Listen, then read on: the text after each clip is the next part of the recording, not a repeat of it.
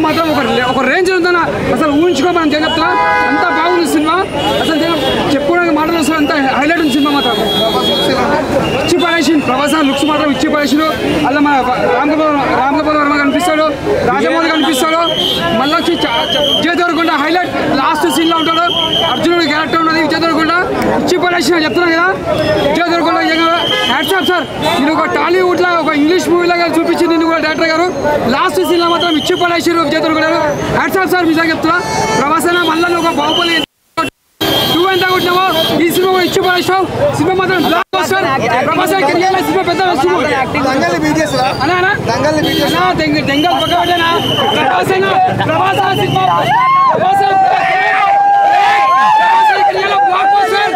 జై ప్రభాస్ జై ప్రభాస్ మీరు కూడా తల హీరో కదా ఆయన నమస్తే అండి బాగుంది కల్కి మూవీ చూడటం జరిగింది సో కల్కి మూవీ అనేది మొత్తం కూడా కలియుగంలో జరుగుతున్నటువంటి కథ మొత్తం కూడా చాలా అద్భుతంగా వర్ణించారు అశ్విన్ గారు ఎందుకంటే ఇక్కడ ఒక అంశం గుర్తుంచుకోవాలి మన కల్కిలో ఉన్న స్టార్టింగ్లో ప్రభాస్ గారిని ఎలా ఎంట్రీ చేస్తారు ఈ బుజ్జికి మనకి ఉన్న సంబంధం ఏమిటి వెహికల్స్కి అంటే మన గాలి మోటార్స్ మనం తయారు చేసుకున్నవి అవి మనం ఎలా ఉపయోగపడతాయి మనం ఎలా వాటిని ఉపయోగించుకోవాలి అనేది ఇక్కడ మెయిన్ అంశంగా చెప్పుకోవాలి ఇక్కడ కూడా రాబోయే రోజుల్లో మనము ఇంకోటి డెవలపింగ్ అయ్యేటువంటి అంశాల్లో భాగంగా గాలిలో వెళ్ళే వాటర్ వెహికల్స్ కూడా కార్లు వస్తాయని మనకు ఒక మెసేజ్ ఉంది కాబట్టి ఇక్కడ కాలాలను కూడా ఇమిటేట్ చేశారు కాలాల్ని యుగాల్ని మొత్తం కూడా ఇమిటేట్ చేశారు అంటే మనకి దైవయుగం త్రేతాయుగం కలియుగం ఇవన్నీ కూడా యుగాల్ని మనకి అంటే మనం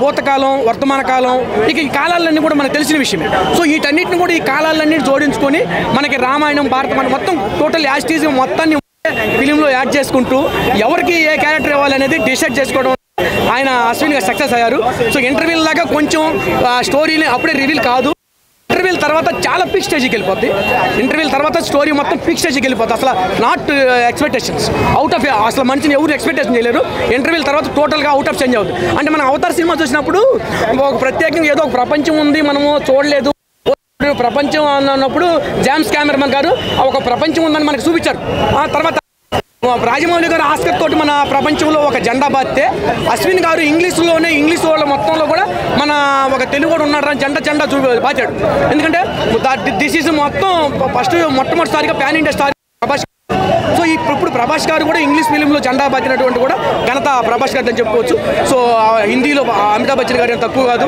తమిళ్లో కమల్ హాసన్ గారు తక్కువ కాదు ఇటువంటి పెద్ద స్టార్లని పెట్టుకొని సినిమా చేయడం అంటే it is not a joke అంటే బాహుబలి స్టోరీ వేరు బాహుబలి స్టోరీ అంటే బాహుబలి ఒక పాయింట్లో వెళ్తుంది ఇది ఒక పాయింట్లో వెళ్ళదు నేను రామాయణంలో అర్జునుడు భీములుడు నకులుడు సహాదేవుడు చూసినప్పుడు శ్రీకృష్ణుడు పాండవ వనవాసం చూసినప్పుడు అటువంటి మనం ఎప్పుడు పాండవ వనవాసం మనం ఎన్టీ రామారావు గారి సినిమాలు చూసాం కానీ పాండవ వనవాసం ఎన్ని సినిమాలు వేరు ఇక్కడ అన్ని కలిపి కట్టింటే కలియుగం అంటే మన కలియుగంలో మానవ నిర్మితమైనటువంటి స్టార్టింగ్ నుంచి కూడా చివరి దాకా కూడా మొత్తం స్టోరీని ఇందులో నింపేశాడు నేను అది చాలా హ్యాపీగా ఫీల్ అయ్యాను నేను అన్ని క్యారెక్టర్లో కూడా అమితాబ్ బచ్చన్ గారికి నేను పెద్ద అభిమాని అసలు ఈ టైంలో మన బ్రహ్మానందం గారికి Guinness book of the record Brahmanandam గారిని వాడటం అసలు చాలా హ్యాపీ బ్రహ్మానందం గారు అంటే మన అవన్నీ ఆయనకి పడిసేస్తారు బ్రహ్మానందం గారి సీన్స్ని అసలు ఆయన క్రియేటివిటీ సినిమా మొత్తం వాడటం అంటే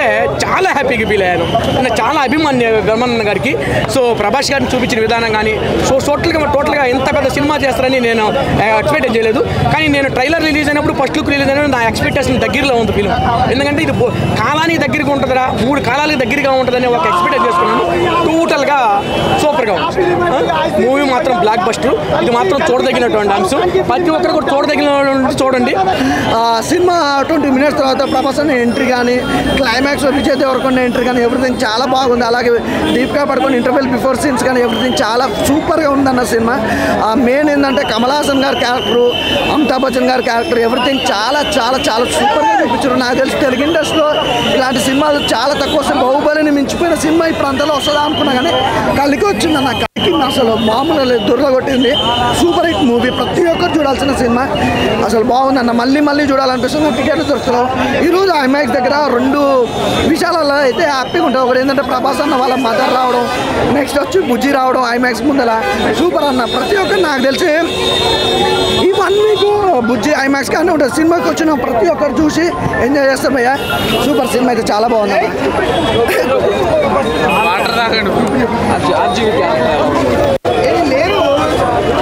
ఆర్జీవ్ గారు కల్కి సినిమాలో దొరలగొట్టాడా. యాక్టింగ్ డైరెక్షన్ అనుకున్నా కానీ యాక్టింగ్ అయితే చించేశాడు.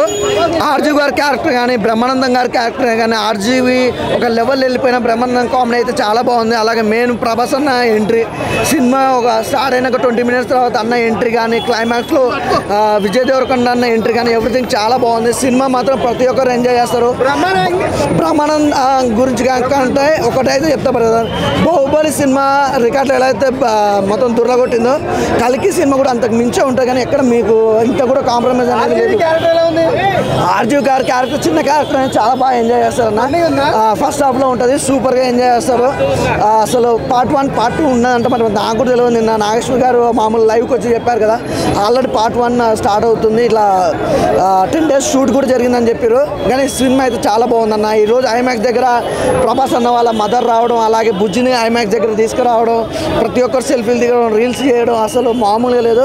నాకు తెలిసి ఒక 1 వీక్ ఇక్కడ ఇదే ఉంటుంది అనమాట. సూపర్. బుజ్జి క్యారెక్టర్ ఎలా ఉంది? బుజ్జి ప్రభాస్ అన్నకి మా ప్రభాస్ అన్న లైఫ్లో ఒక మంచి ఏదో రూల్ అని కాదు, ఒక డిఫరెంట్ క్యారెక్టర్ అంతే. అది నాకు తెలిసి అయితే ఫస్ట్ డే నాకు తెలిసి వీళ్ళు పెట్టింది 600 కోట్లు, ఒక 1000 కోట్లు రావచ్చు అనుకుంటున్నాం. అలా ఉంది సినిమా అయితే. సూపర్ ఉంది అసలు. ప్రభాస్కి ఏందండి దేవుని లెక్కుండు కల్ట్ అంటే ఈ సినిమాకి సంబంధించి ప్రతి ఒక్క ఇండస్ట్రీ నుంచి ఒక ఆర్టిస్ట్ని అయితే తీసుకున్నారు. తమిళే కానివ్వండి, కన్నడ కానివ్వండి, టాలీవుడ్ కానివ్వండి, బాలీవుడ్ కానివ్వండి, ఎవ్రీథింగ్ ప్రతి ఒక్క ఆర్టిస్ట్ ఈ సినిమాలో ఉన్నారండి. కలికి సినిమాలో చెప్పాలంటే సినిమా హైలైట్ ఓవరాల్గా సినిమాలో హైలైట్ ఏంటంటే ప్రభాస్ అన్న కలికి స్టోరీ. ఒక మాటలో చెప్పాలంటే దంగల్ మూవీని బీట్ చేసి అనుకుంటున్నారా అన్న? నాకు తెలిసి అయితే ఈ రోజుకైతే ఏ సినిమా పనికిరాదు అనిపిస్తుంది. ప్రభాస్ కలికి మూవీ కింద ఏ సినిమా పనికిరాదు బ్రదర్. ఎన్ని కోట్లు కొడుతుంది అనుకుంటున్నారు? నాకు తెలిసి అయితే ఒక 2000 కోట్లు అయితే ఈజీగా వస్తుంది బ్రదర్. కలెక్షన్ అయితే అసలు 1 వీక్ దాకా అయితే ఇప్పటికైతే ఎక్కడ టికెట్లు అయితే దొరకలేవు. ఒకవేళ దొరికినా కూడా ఇట్లా బ్లాక్ లంప్తో దొరకాల్సింది 10,000 5,000 పెట్టి కొనగాల్సిందే. కానీ సినిమా అంతా బాగుంది. రేటింగ్ కలికి సినిమాకి రేటింగ్ ఇచ్చి అంత మొగోళ్ళు ఇంకా పుట్టలేదు అని అనుకుంటున్నాను నాకు తెలిసి. ఎందుకంటే సినిమా అంతా బాగుంది. సినిమా డెఫినెట్గా నచ్చుతుంది అందరికీ. ఆఫ్ కోర్స్ కనెక్ట్ అవుతారు. బేసిక్ నాలెడ్జ్ ఉన్న మహాభారతం ఉంటే మటుకు వాళ్ళకి ఇంకా బాగా అర్థమవుతుంది. పెట్టారు, చాలా బాగుంది, అర్థమవుతుంది. ఏమీ నాలెడ్జ్ లేకపోయినా వాళ్ళు సినిమా స్టార్టింగ్లో ఎక్స్ప్లెయిన్ చేస్తున్నారు. ఇంటర్వెల్ ముందు సీన్, క్లైమాక్స్ సీన్స్ చాలా బాగుంటాయి. ఉంది, దానికైతే నిజంగా వేరే లెవెల్ ఉన్నారు. కామెడీ రోల్ కింద ఆ రాజమౌళి కూడా అలా ఉన్నారు.